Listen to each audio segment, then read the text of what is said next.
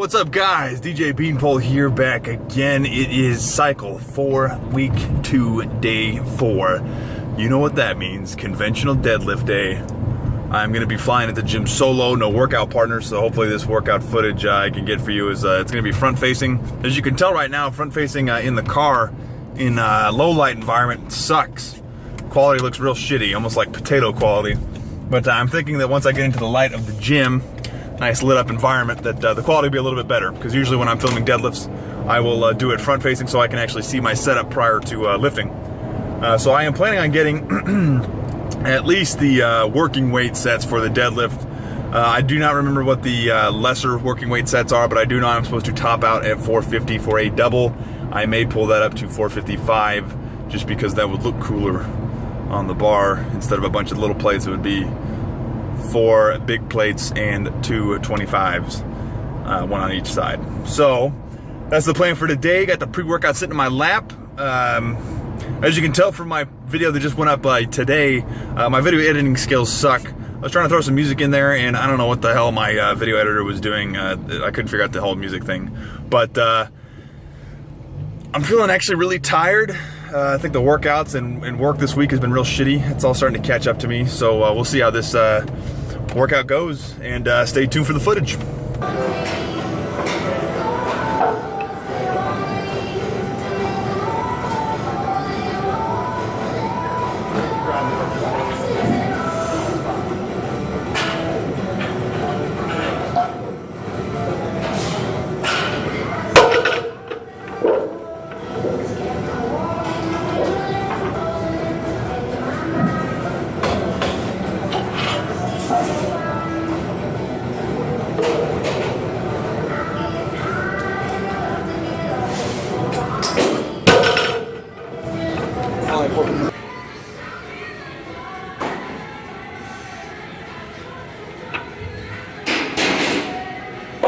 Come on, get it up. Have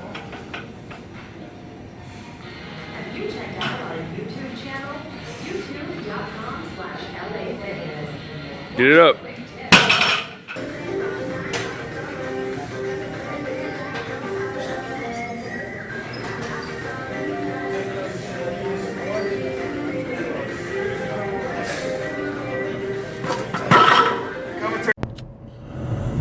Well, guys, it finally happened. It finally caught up with me. I knew it was coming.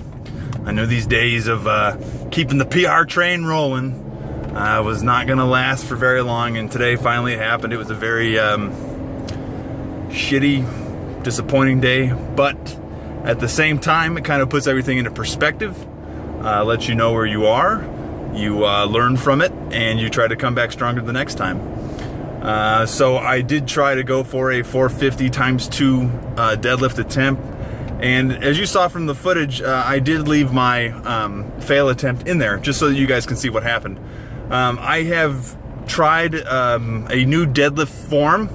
I feel like my old deadlift form had me getting too low with my hips into the starting position, making it a harder lift for me overall, having to actually pull a little bit longer. Making the moment arm of the lift a little bit more longer, which does not help when you are trying to pull heavy ass weight.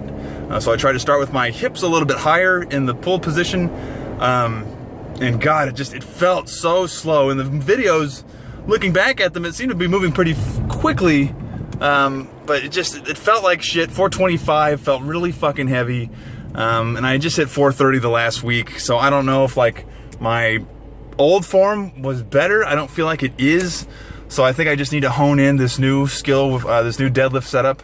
But I got the first rep of 450, and then the second rep I probably would have had I grind through, but I got it about halfway up and then just put it down. Couldn't do it. And then for some reason lately, deadlift has really been straining my left elbow region. You guys have seen probably on previous videos that I've had a slingshot compression cuff on my left arm, which has been helping a little bit, but it is still irritating, especially today, and I think that affected my touch and go bench press, because just yesterday I hit 270 competition pause for 2, and today was supposed to be touch and go, which should have been easier, and it was 5 pounds heavier, and I don't know if I waited too long at the top and just didn't bounce it, but my elbow was really hurting in the bottom of the position.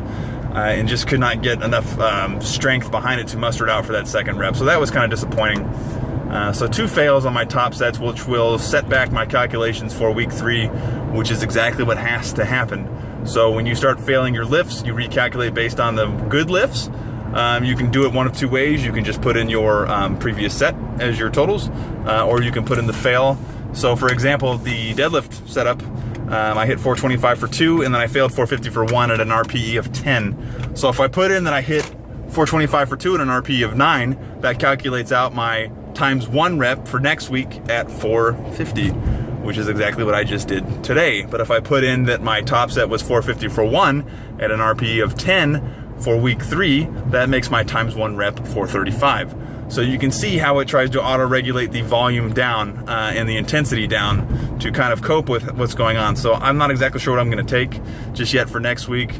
But the stiff-legged deadlifts, which I hardly have time to do, I didn't get any footage for them, but I did do 260 for 3 sets of 7, standing on one of those aerobic steppers, because fuck standing on a 45-pound plate. I don't really think that's 2 inches. So aerobic stepper, I don't know, what, 3-4 inches. So I mean, and I just feel so much better at a higher deficit. I don't understand that. I feel better when I'm at a deficit with my deadlifts. So I was my mind was boggled. I hit 365 for 5 beltless on a standing on a 25-pound plate just a couple days ago, and then I can't hit 450 times 2 with a belt on. So I'm gonna just step back, recalculate, try to come back stronger. That's all you can do.